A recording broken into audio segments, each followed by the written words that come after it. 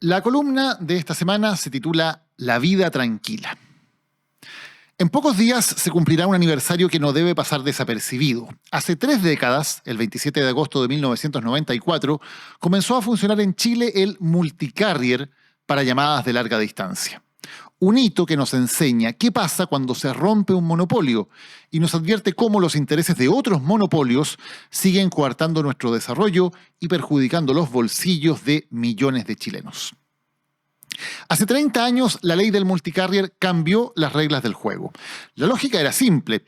Antes de marcar un número, cada usuario podría elegir una empresa marcando los 3 dígitos de ese carrier. Esa compañía pagaría un peaje al dueño de la línea y le cobraría al consumidor. El negocio era jugoso y la televisión de la época se llenó de pegajosos jingles del 123 de Entel, los ochitos del 188 de Telefónica o la llama del 181 de BellSouth. El efecto fue inmediato e impresionante. Los precios bajaron 80% y las llamadas internacionales pasaron de 63 millones de minutos el año 94 a 113 millones el 95 y 215 millones el 98. Solo por el cambio de un monopolio a un mercado competitivo, los chilenos pasaron a hablar 4 veces más por larga distancia y a pagar 5 veces menos por cada minuto hablado. Lo mismo ocurrió cuando se liberó el mercado de los celulares, permitiendo que distintas empresas pagaran un peaje por usar las torres de telefonía. La competencia se abrió, los precios cayeron y el consumo aumentó. A propósito del gran apagón, todos hemos recordado que Enel o CGE tienen el monopolio de la distribución eléctrica en sus zonas y cómo eso afecta a los consumidores cautivos, obligados a seguir atados a una empresa sin más alternativa que rumiar su indignación. Pero eso no es una condena.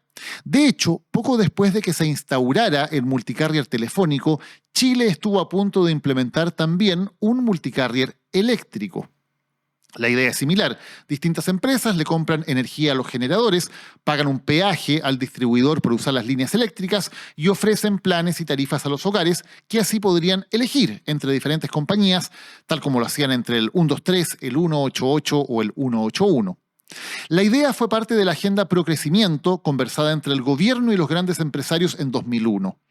Estábamos de acuerdo los técnicos de gobierno y de la SOFOFA, me contó en el podcast Lo que Importa el economista Eduardo Saavedra, pero entonces llegaron representantes del gremio distribuidor y dijeron nos oponemos completamente.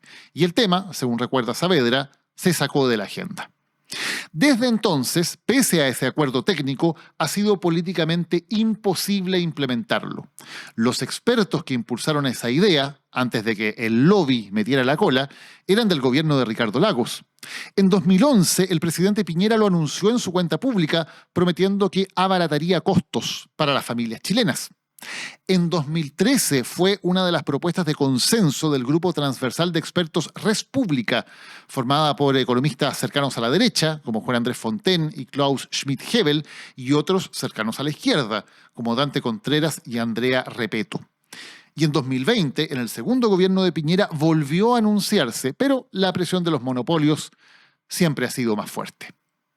Esta competencia existe hace décadas en países europeos como el Reino Unido o España, y no solo en el mercado eléctrico, sino también en el gas de cañería. El multicarrier del gas fue propuesto también por una comisión transversal de economistas tras un informe de la Fiscalía Nacional Económica que mostraba los graves problemas en el actual monopolio. Pese al consenso de los expertos, esta idea también duerme el sueño de los justos. Y las áreas de privilegios indebidos suman y siguen. Los notarios son otros incumbentes que obtienen ganancias fabulosas por la falta de competencia. En 2018, la Fiscalía Nacional Económica declaró que el sistema notarial requiere una reforma profunda y estructural y no un simple maquillaje. Abrir la competencia le ahorraría al país 149 millones de dólares al año. Pero la trenza de poder de los notarios, con sus influencias y lazos familiares en el Congreso y el Poder Judicial, sigue siendo un nudo imposible de desatar. En estos días, un modesto proyecto de ley al respecto está siendo obstaculizado por un lobby nada de sutil de parlamentarios que defienden su derecho a que sus familiares se lleven estos apetecidos puestos.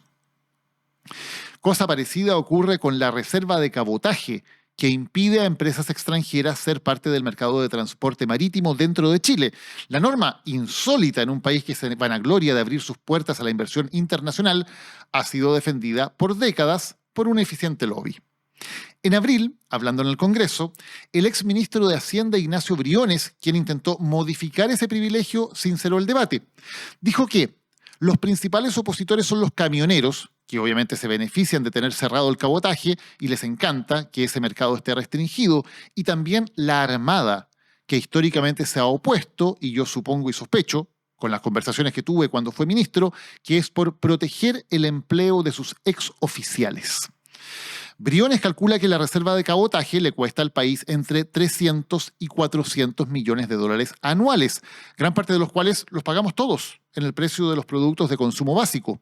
De eliminarse, los precios del transporte caerían 40%, además de tener, según dice Briones, menos camiones en las carreteras, menos congestión y menos contaminación. El Nobel de Economía John Hicks decía que el mayor beneficio de un monopolista es tener una vida tranquila, en que las ganancias están aseguradas y la presión por ser más eficiente y servir mejor a sus consumidores no existe. En Chile necesitamos políticos y gobiernos con el coraje para amenazar esa vida tranquila de unos pocos poderosos y garantizar así una vida más tranquila para los que nos deberían importar, los millones de chilenos que pagan de su bolsillo las rentas de esos monopolistas.